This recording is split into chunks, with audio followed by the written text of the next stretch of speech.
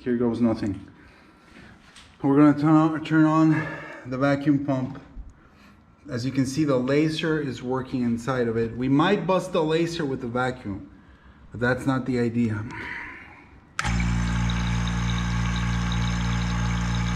The idea is to see if the laser works inside the vacuum or not, okay?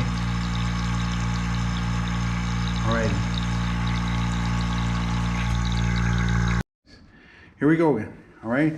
So we got the laser's working, it's shining. Very nice laser, no pressure. Okay, the valve is off, I'm gonna turn it on.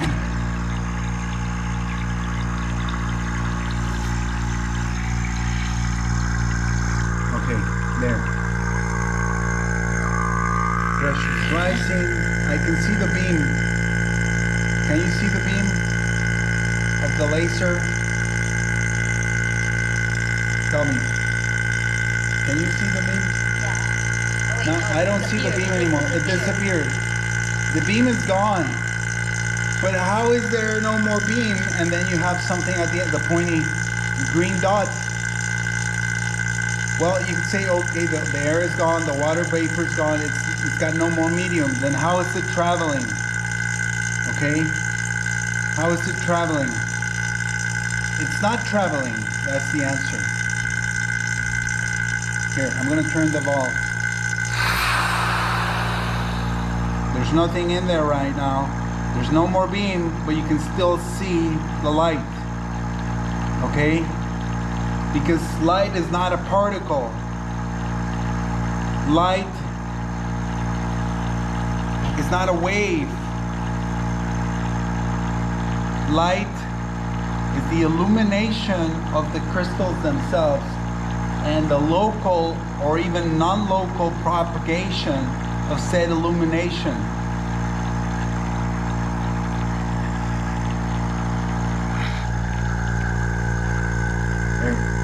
Turning the pressure up again. Let's put the pressure up. And you can see the beam is back. The beam is back. Okay? Why? Because there's now crystals in there. What kind of crystals? Water vapor, air, you name it. Now the crystals are gone. There's no more beam, but you can still see the laser. I can still see through the vacuum. But how is that? That's because the light is emanating from the crystals themselves and they're replicating that emanation, aka illumination. And they're transmitting it telepathically, magically, across space.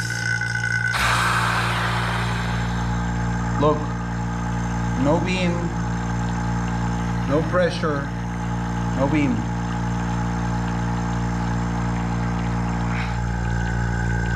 Turning the valve again. The laser's still working, the battery might be dying out though. But there, we just proved it. How does light travel? How does illumination propagate? These are questions that we've asked ourselves in one way, shape, or another form since the beginning of time. What is light? In this video, I am not pretending to explain or tell you or tell myself what light is. It is merely a beginner's guide video, a pointer, all pun intended, of sorts, to guide us, to guide me, to guide you, with the help of God, of course, in our search for the truth. So, as you could see from the experiment, I had to conduct this experiment on my own, mainly because there are very little videos on YouTube that address this issue. So let me post some of what I found. If we look on Google, the lie in Google, it says, do lasers work in a vacuum? And while traveling through the vacuum of space, laser beams are invisible. So at least they admit this much. Not that they would ever admit anything truthful, but sometimes there's just no out for their lies. And that's precisely why I ventured to do this experiment myself. I also did very thorough searches on YouTube, and I found some animations on lasers not working in a vacuum, but I couldn't find a single experiment. If you guys find one, let me know. So, I went out on a limb. I went out of my comfort zone. I got this vacuum chamber in the mail. I don't remember how much it cost. It wasn't that expensive, between $50 and $150. I mean, it's not cheap, but it's also not crazy expensive. I could use it in the future for other experiments, which people have criticized me in the past for, and like also friends and family, like, hey, you're only doing literary or texts, and you're doing online searches, but what about physical empirical studies, like hard matter? And here we are, even if light is not hard matter, or whatever it may be, but we are searching for the truth endlessly. So I already gave you the main conclusions in the video, but these conclusions came after years of study, years of research. And it's not that's never going to lead you to the truth. It might give you some hints, but the truth is always going to come from God, from the Creator, from the Source, from the Almighty. This is not a rant.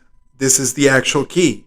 This is where it comes from. So by doing all the oblations and your spiritual practices and your duty in your daily life, you welcome the grace of God, and He can bestow the wisdom and the truth upon you and in your soul and in your heart.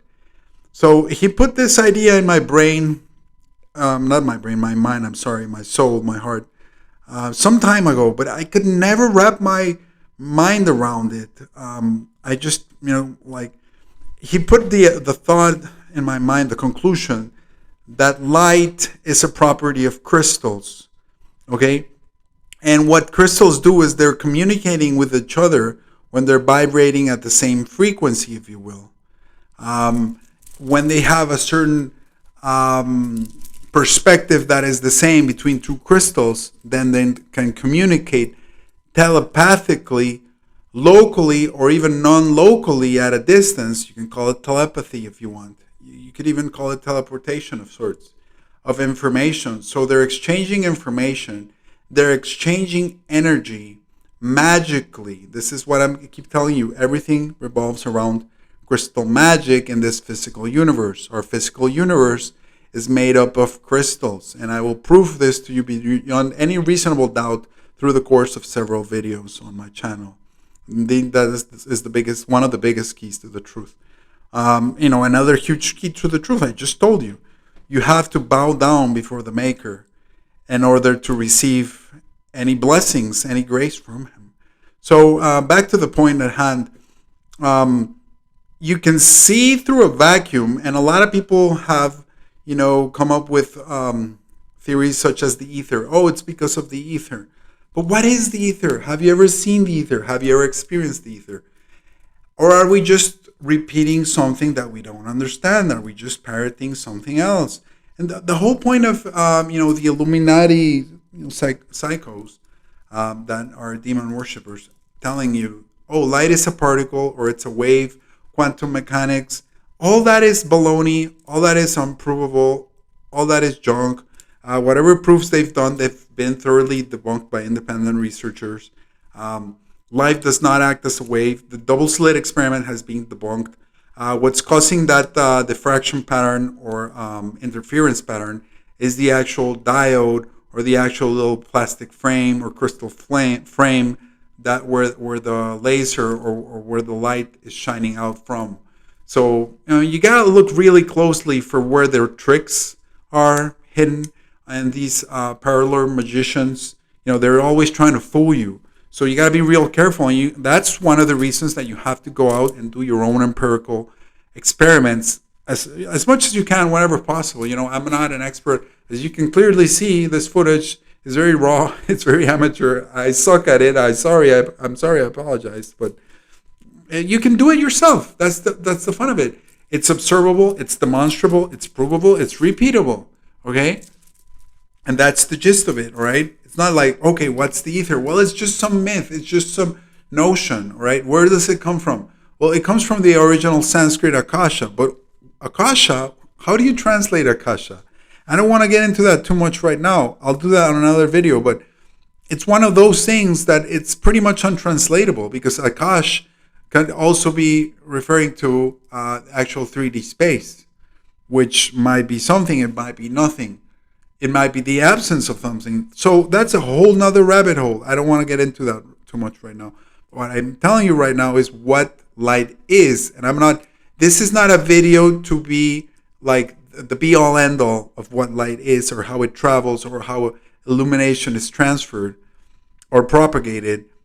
This is just a beginning video, where a platform, a springboard from where better minds, better souls can thrive and initiate, their research and be like, wow, okay, Keith, you gave us something to work with, and then we're going to take it to the next level, right?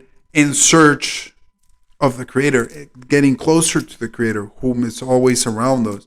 And we're always in His presence. The thing is, if you realize it or not, that's the whole gist of it. How pure is your soul and your discernment and your divya and your sight and your spirituality to actually perceive. Okay, so but that's another whole thing. I don't want to get too distracted as I usually do, but very, very long and short, there are crystals everywhere. That metal in the pot is a crystal. The glass at the top is a crystal. In the air, the water is a liquid crystal. The water vapor, the nitrogen in the air is a crystal, and you can crystallize it. It's a crystal. These are very easily demonstrable things, and I'll do that over the course of several videos. So if you're getting like a little, tripped up, don't just go through the stuff, take what works for you, and then come back to the information. Do the research on your own. That's very important. If you like this information, be sure to share it with as many awake people as you can, friends, family, anybody. Be sure to download the videos, copy them, mirror them, rip them. I don't mind. So you can. The proof of the experiment here is that you can put a light bulb inside a vacuum. You're going to see the light bulb. You can have an empty vacuum, and then you can still see through it. You can see the bottom of the pot. How is that happening? That's because, let's say, the light from the sun or from an external source, it's propagating across all the crystals, like a little line of crystals, down to your eyeballs, down to the pot, down to the lid of the pot, and it's giving them an instruction, an information, and an energy to vibrate in that color, be it yellow, be it, or just the color of the pot, or the silver, or the green. So when the green laser is actually hitting something, it doesn't mean that, it's reflecting the green light on. No, it's becoming green. It is green because that's the frequency at which it's vibrating. If you don't want to call it frequency, that's the property at which it's vibrating or emanating. Okay, the property, it's a green property.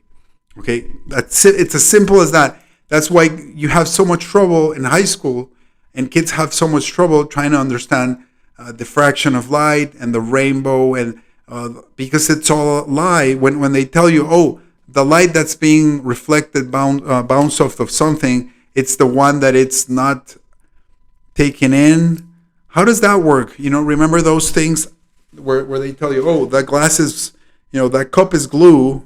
I'm sorry, the hat is blue, or the car is blue because it's absorbing all the light spectrum except that one. But the thing is, light is not a spectrum, at least not sunlight, okay?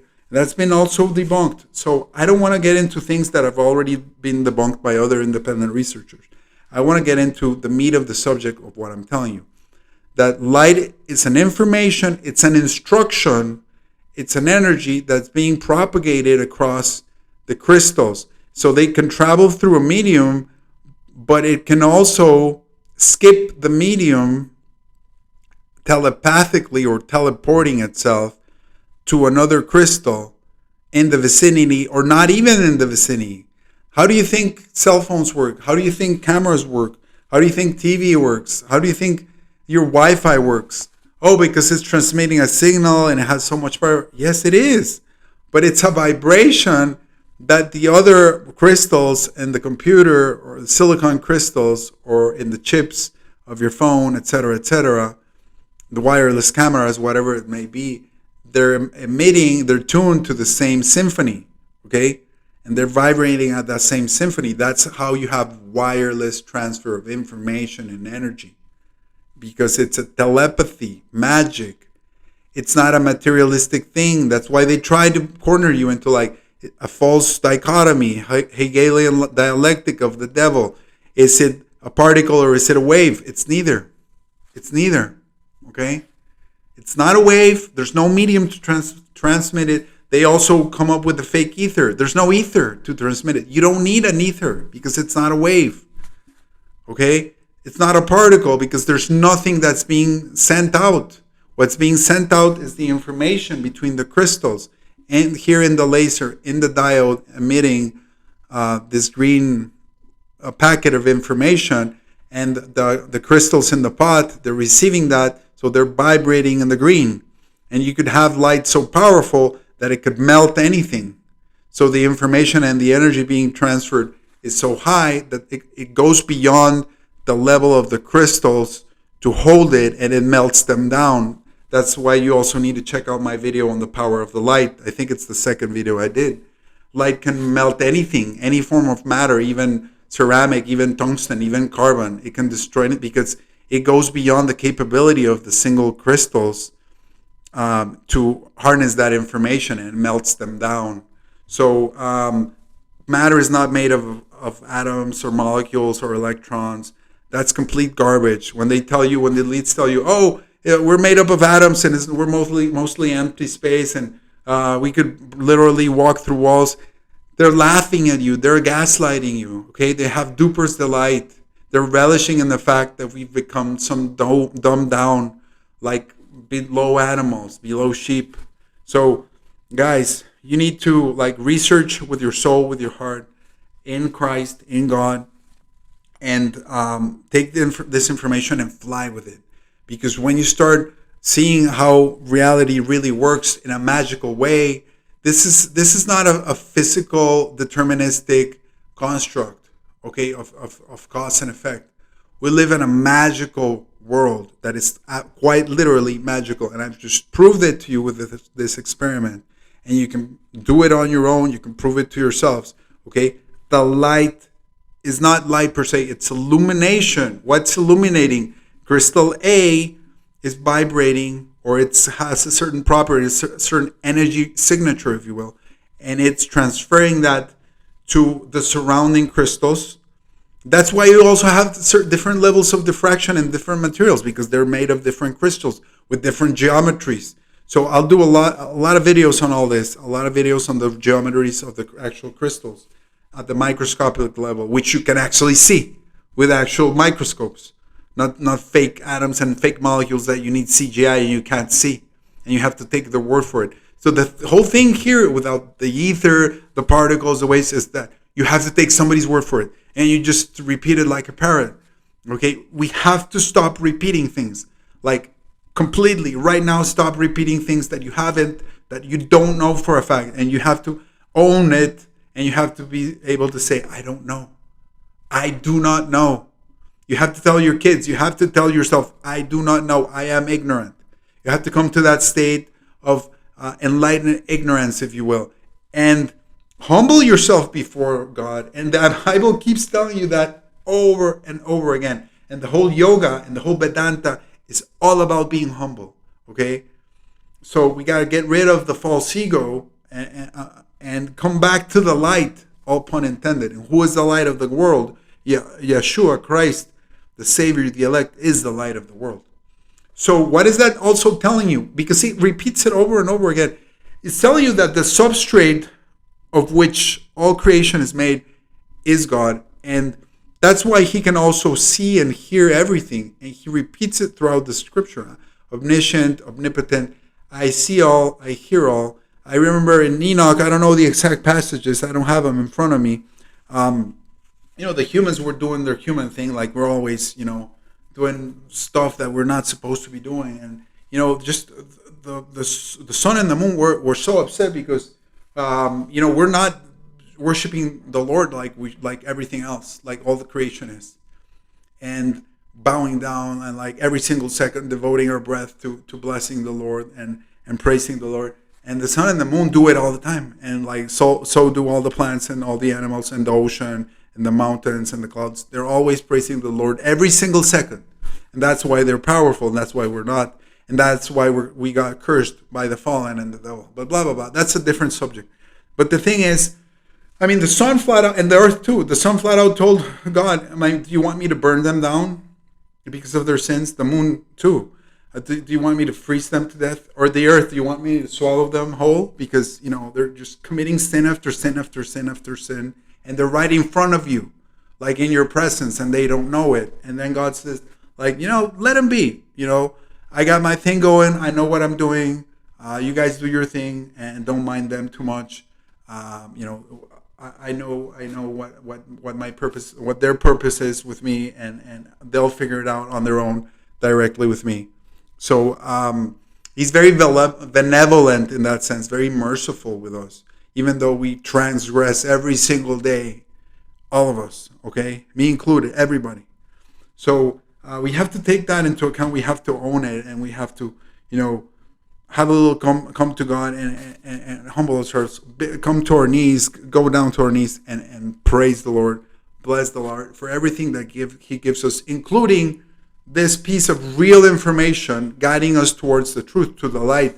So if He is the light, if He is the substrate of everything that is and that isn't and that is manifest, that is unmanifest, then He can literally see and hear absolutely everything that's going on in your computer, in your mind, in your thoughts, when you're asleep, when you're awake. He sees through your eyes.